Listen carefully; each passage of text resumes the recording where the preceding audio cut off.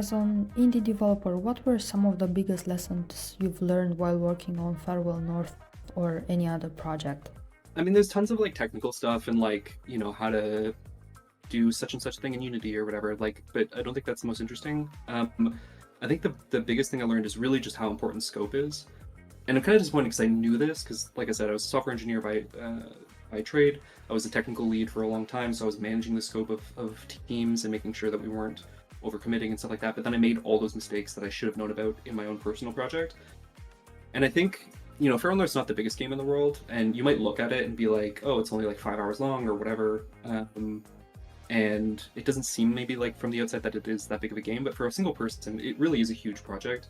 I don't think people necessarily always understand like how big even the most basic game is, especially when you start like porting and you deal with all the requirements of Nintendo and Xbox and all this kind of stuff. Like things just get way bigger than they seem on the surface. And so I really, really learned like what overscoping means and what that kind of like does to your kind of work-life balance and your personal life and everything. So yeah, I think that was the base lesson and something I'm definitely going to try and carry forward to future projects and making sure that the scope is actually manageable for a single person.